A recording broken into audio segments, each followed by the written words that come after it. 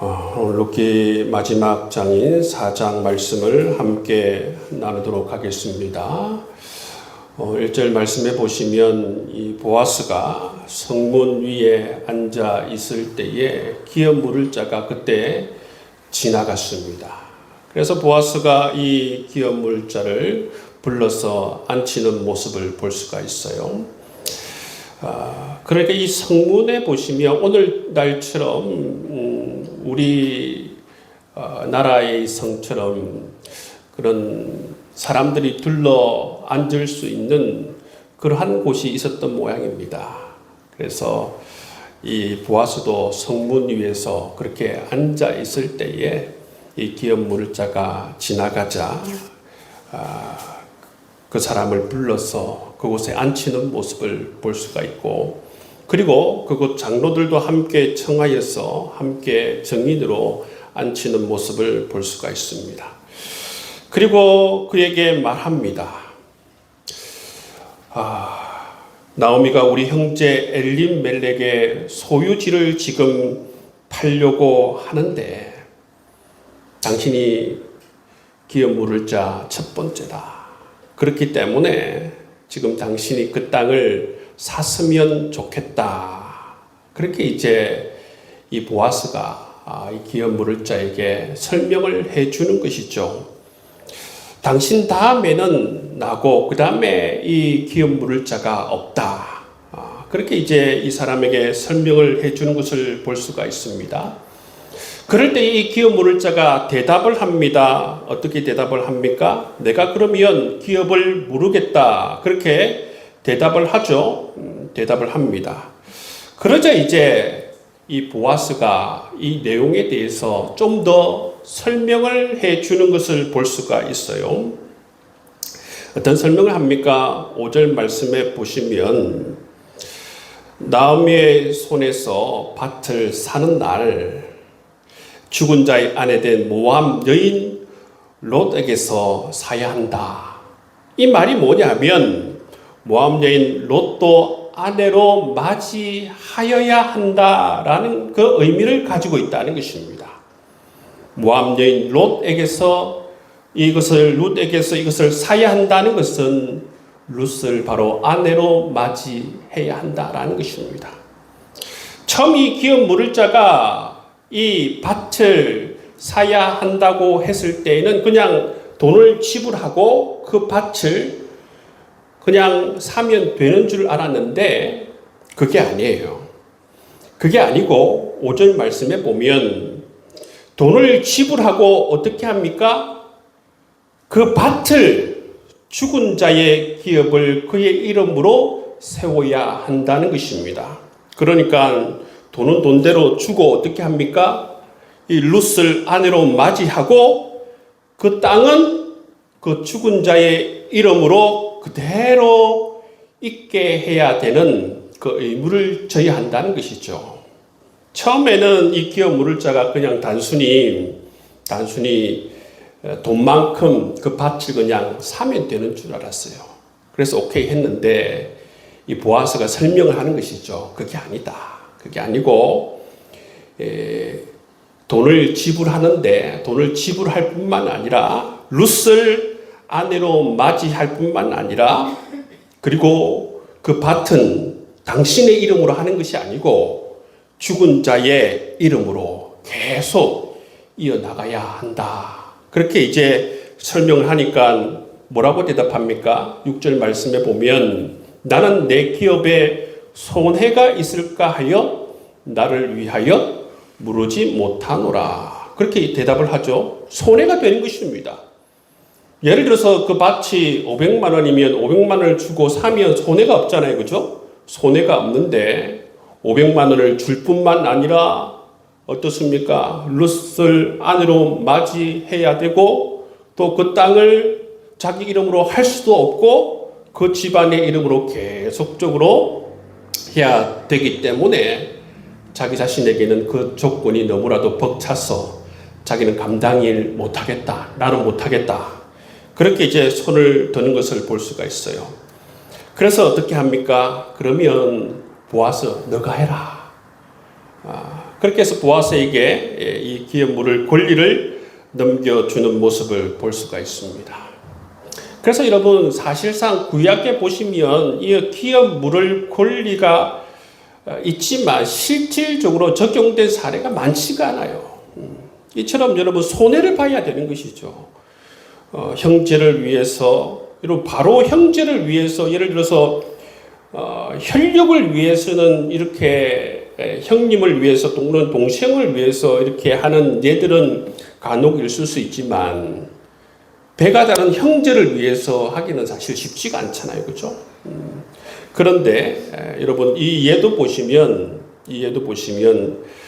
사실 쉽지가 않아서 첫 번째 기업물을 권리를 가진 사람이 이것을 포기하고 보아스가 그것을 그대로 이어받는 모습을 볼 수가 있는 것을 우리가 보게 됩니다. 이처럼 이제 기업물을 권리를 넘겨줄 때에 전례가 있습니다. 7절 말씀해 보면 어떻게 하는 것입니까? 자기 기업물을 권리를 포기할 때에 그 사람이 신발을 벗어주는 것이죠. 내 권리를 포기한다라는 그 의미로 자신의 신발을 이제 보아스에게 벗어줌을 통하여서 증거가 되는 것입니다. 그래서 이제 이 사람이 보아스에게 신발을 벗어주는 것이죠. 그리고 이제 보아스가 이 권리를 인수하는 게 되는데, 그 인수하는 게 이제 9절 10절 말씀에 있습니다. 9절 10절 말씀에 보시면 보아스가 이 장로들과 모든 백성에게 얘기하죠. 엘리멜렉에 속한 모든 것을 나오미에게 다 사겠다 뿐만 아니라 말론의 아내 모압의 여인 일롯도 아내로 맞아 드리겠다. 그리고 죽은 자의 기업을 그 이름으로 그대로 내가 있게 하겠다. 그렇게 이제 보아스가 그대로 이제 모든 기업을 그대로 무르는 모습을 볼 수가 있는 것입니다. 그렇게 이제 모든 것을 그대로 있겠다 그렇게 선포하고 나니까 거기 증인으로 참석했던 장로들이 이 이야기를 듣고 다 축복해주고 하는 모습을 볼 수가 있는 것입니다. 이렇게 해서 보아스가 룻을 아내로 맞이하게 되고 또 하나님의 은혜 가운데에서 룻이 임신하게 되어서 어떻게 됩니까? 아들을 낳게 됩니다. 아들을 낳게 되자 이 여인들이 나오미를 축복하는 모습을 볼 수가 있어요. 여러분 나오미가 처음에 여러분 여기에 돌아왔을 때에 어떻게 합니까? 자기 자신을 나오미라 하지 마라 그렇게 하죠, 그죠? 나를 나오미라 하지 말고 말하라 하라 그렇게 했지만 지금은 어떻습니까? 이렇게 하나님의 축복 가운데에서 이 룻이 임신하게 되고 아들을 낳자 이 주위에 있는 여인들이 이 나오미를 축복합니다. 그 축복하는 내용이 14절, 15절 말씀에 있는 것입니다. 우리 14절, 15절 말씀 같이 한번 읽어보겠습니다. 여인들이 나오미에게 이르되 찬송할지로다 여호와께서 오늘 내게 기업물을 자가 없게 하지 아니하셨도다. 이 아이의 이름이 이스라엘 중에 유명하게 되기를 원하노라. 이는 내 생명의 회복자이며 내 노년의 동양자라. 곧 너를 사랑하며 7 아들보다 귀한 내 며느리가 난 자로다 하니라. 아멘. 참 이렇게 고향 땅으로 돌아올 때는 나를 나오미라 부르지 마라, 말하라 불러라 했던 이 나오미가 이제 변화가 되어서 이처럼 손자를 보게 되었어요. 근데 보십시오. 손자를 보게 된 것도 참 귀한 일인데 그 밑에 보면 계보가 나오죠, 그죠? 계보가 나옵니다. 그 계보가 나오는 것을 한번 보세요. 17절 말씀에 보시면 오벳을 낳지 않습니까? 오벳이 누굽니까? 그는 다윗의 아버지인 이새의 아버지였더라 말씀하고 있어요. 그럼 다윗이 누굽니까? 다윗이 바로 그리스도의 조상 아닙니까? 그러니까 여러분, 이 룻에게 임한 이 축복, 나오미에게 임한 이 축복은 정말 상상할 수 없는 정말 하나님의 은혜가 이 가정 가운데 임하는 모습을 볼 수가 있어요. 하나님께서 왜 이 룻기를 통해서 특별히 여러분 이스라엘 가운데에 말씀하고 있을까? 왜 이 말씀을 통해서 우리에게 하나님의 메시지를 전달해 주고 있을까? 우리가 이것을 잘 봐야 한다는 것입니다. 여러분, 우리가 한국어 번역에서는 여러분 이 성경의 배열이 원문에서의 성경의 배열과 좀 다릅니다. 왜 그러냐면요. 우리가 가지고 있는 성경이 여러분 모두 66권이죠. 66권이 왜 이렇게 66권이냐면 우리가 가지고 있는 66권 가운데에 이 구약 성경이 있지 않습니까? 구약 성경이 39권인데 이 39권은 히브리 원문의 39권을 그대로 따르는 것입니다. 성경의 권수를 뭘 따른다고요? 성경의 권수는 히브리어 원문을 그대로 따르는 거예요. 우리 개신교가 가지고 있는 이 성경의 권수는 바로 히브리 원문의 성경의 권수를 그대로 따르는 것입니다. 아시겠죠? 그런데 여러분 이 순서는 뭘 따르냐면요. 이 순서는 뭘 따르냐면 이 헬라어 번역본의 순서를 따릅니다. 그래서 달라요. 성경의 이 구약의 성경의 권수는 히브리 원문의 이 권수를 따르는데 배열은 여러분 이 헬라어 번역본의 것을 따르기 때문에 이게 두 개가 섞여져 있는 것을 볼 수가 있어요. 그래서 여러분, 근데 히브리 원문에 보시면 이 룻기가 어디 뒤에 나오느냐면요. 잠언 뒤에 나와요. 원래는 원문에 보면 지금처럼 여러분 이게 사사기 다음에 룻기가 이거는 헬라어 번역본에서 사사기 뒤에 이 룻기가 나오지만 히브리 원문에서는 어디 뒤에 나오냐면 잠언 뒤에 룻기가 나와요. 잠언 제일 뒤에 여러분 31장에 뭐에 대해서 이야기하고 있죠? 31장에 보면 현숙한 여인에 대해서 이야기해요. 잠언 31장 현숙한 여인에 대해서 이야기하고 딱 누구에 대해서 넘어갑니까? 룻에 대해서 얘기한다는 것이죠. 이게 굉장히 왜 그렇습니까? 룻기가 쓰여져 있는 이 시대적 배경이 어디입니까? 사사시대예요. 사사시대. 여러분 이 사사시대의 특징이 뭡니까? 사사시대에 반복적으로 나타나는 특징이 뭡니까? 사람이 각기 자기 소견에 오른 대로 행하니라. 이것이 바로 사사시대의 여러분 특징이에요. 사사시대는 이처럼 자기 속은대로 옳은 대로 행하면서 정말 어떻게 보면 영적 암흑기와 같은 시대입니다. 그런데 룻기서를 한번 읽어보세요. 룻기서를 읽어보면 이상하게도 여러분 영적 암흑기다라는 생각이 전혀 들지 않습니다. 여러분 고부 갈등도 없죠, 그죠? 나오미와 룻 사이의 관계를 한번 보십시오. 나오미는 룻을 위하고 룻은 얼마나 또 나오미를 위합니까? 시어머니와 이런 며느리가 서로가 서로를 위하는 모습을 볼 수가 있어요. 뿐만 아니라 이 보아스와 그 종들 관계를 보십시오.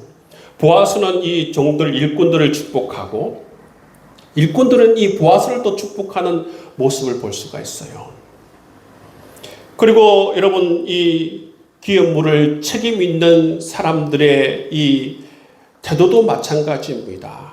첫 번째 기업물을 책임을 가지고 있는 사람들도 해주려고 그러죠. 해주려고 하지만 자기에게 너무나도 과한 그러한 책임이 돌아오는 것 같아서 그것을 힘에 붙여서 보아스에게 넘겨주는 모습을 볼 수가 있지만 이 사람들 면면을 살펴보면 정말 우리가 사사기에서 보는 그런 형편없는 사람들과는 전혀 다른 모습을 볼 수가 있는 것입니다.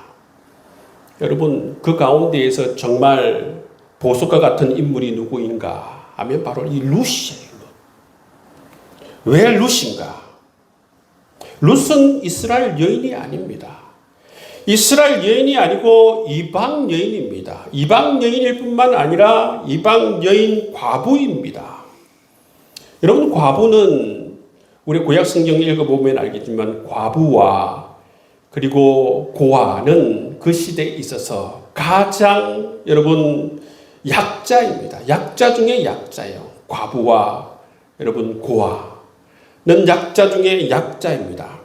그런데 룻은 이방 여인님과 동시에 이방인 과부죠. 그리고 뿐만 아니라 자기 늙은 시어머니도 과부죠. 그죠? 자기 늙은 시어머니 나오미를 지금 모셔야 되는 최악의 조건을 가지고 있는 그러한 상황이라는 것입니다. 그럼에도 불구하고, 이런 상황임에도 불구하고, 이런 것이 뻔함에도 불구하고 모압에서 이 룻이 어떻게 고백합니까?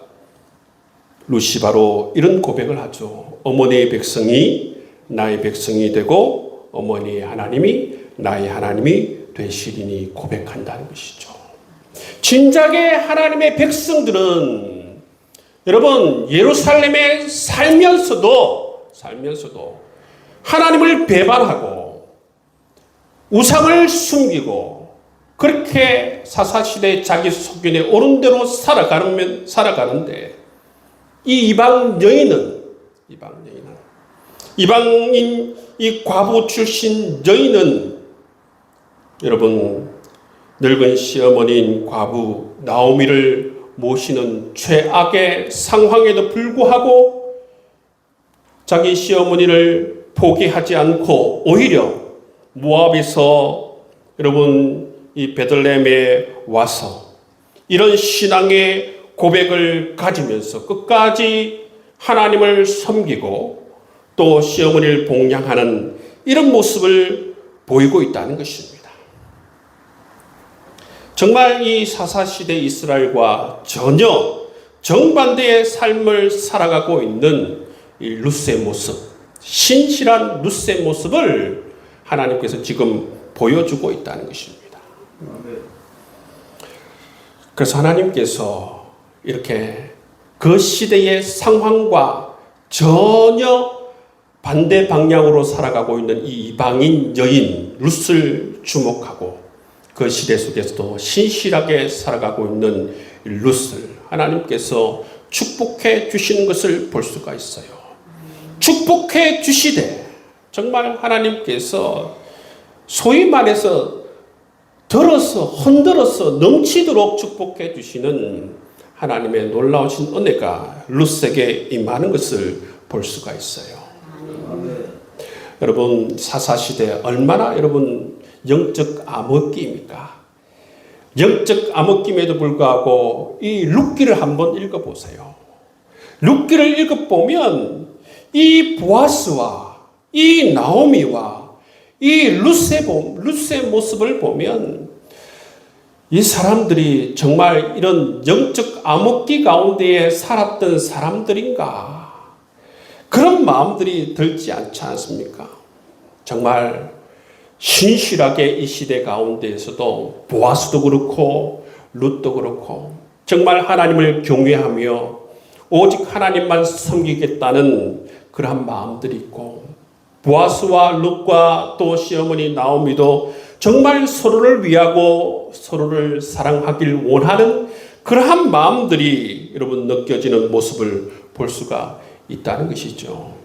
그래서 여러분 이 말씀을 통해서 하나님께서 우리에게 해주시는 것은 바로 어떤 상황이든 어떤 현실이든 여러분 그것을 탓하지 말고 정말 우리가 어떤 상황이든 간에 우리의 믿음을 지키고 말씀에 순종하고 하나님 백성답게 꾸준히 이 현숙한 룻처럼 살아가기를 원하시는 그런 하나님의 마음이 이 룻기에 담겨져 있는 모습을 우리가 볼 수가 있다는 것입니다. 여러분, 하나님께서 원하시는 하나님의 백성의 모습이 누구인가? 바로 내가 원하는 하나님의 백성의 모습은 바로 룻이다. 이것을 말해주는 거예요. 내가 원하는 하나님의 백성의 모습은 너희들 가운데에 자칫 못했지만 이방 여인을 주목하라는 것입니다. 이방 여인, 이 현숙한 여인 룻을 주목하라는 것입니다.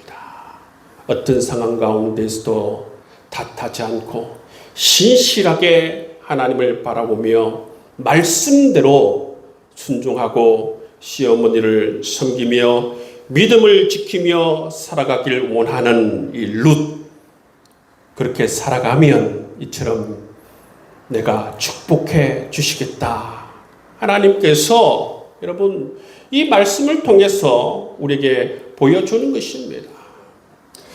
사랑하는 성도님 여러분 우리가 이 시대를 바라보면서 시대를 탓하고 상황을 탓하고 여러분 그것은 삼류입니다. 삼류. 여러분 시대를 탓하고 상황을 탓하는 건 삼류예요. 여러분 우리 믿음의 사람 정말 하나님의 사람들은 시대가 어떻든 상황이 어떻든 간에 여러분 우리가 우리의 삶의 방향, 삶의 가치를 결정했다면 여러분 우리가 이 말씀대로 룻처럼 여러분 우리가 신실하게 이 땅 가운데 하나님 백성답게 살아가겠다. 그런 결단을 할 수 있는 여러분 될 수 있기를 주의 이름으로 축복합니다. 여러분 그렇게 살아야만이 여러분 하나님께서 우리의 마음의 중심을 보실 줄을 믿습니다. 여러분 하나님께서 여러분 룻의 마음의 중심을 보잖아요. 여러분 이 룻의 마음의 중심을 알아차린 사람이 있어요. 누굽니까? 보아스예요. 보아스. 사람도 압니다. 여러분 사람도 저 사람이 정말 마음의 중심이 올바르구나. 하나님을 사랑하고 그 마음에 정말 시어머니를 위하고 사랑하는 마음이 있구나. 사람도 알아요. 사람도. 여러분 우리가 진실한 마음으로 하나님을 사랑하고 여러분 진실한 마음으로 우리가 이웃을 사랑하고 살아가는 것 누가 압니까? 우리 여러분 믿음의 사람들이 다 압니다. 여러분 다 알아요. 여러분 그러면 반드시 하나님의 은혜가 여러분의 삶 가운데 임하게 되리라 믿습니다. 반드시 임한 것입니다.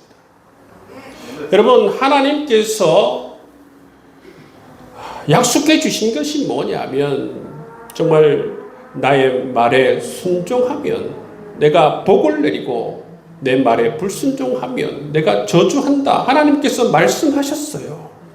이게 구약의 말씀일 뿐만 아니라 여러분 이것이 신약과 구약의 전체적으로 흘러가는 하나님의 말씀이에요. 여러분 하나님 나라가 어떻게 해서 세워지는 것입니까? 하나님께서 우리를 무엇으로 하나님께서 다스리고 통치하십니까? 말씀으로 우리를 다스리고 말씀으로 우리를 통치하세요. 그렇기 때문에 하나님의 백성들은 하나님의 말씀을 소중하게 여기고 하나님의 말씀을 귀하게 여기고 하나님의 말씀에 순종하려 하고 하나님 백성답게 살아가려 하면 하나님께 반드시 여러분에게 룻에게 임한 축복, 보아스에게 임한 이 축복을 더해 주시리라 믿습니다. 여러분 이 초점을 알아야 돼요. 여러분 상황을 탓하고 환경 탓할 것 전혀 없습니다. 여러분 그건 삼류라고 그랬습니다. 우리 하나님 백성들은 상황과 환경을 다 떠나서 어떤 상황이든 여러분 하나님 백성답게 살아가겠다. 하나님 말씀답게 우리가 순종하며 살아가겠다. 결단할 수 있는 저와 여러분 될 수 있기를 주의 이름으로 축복합니다.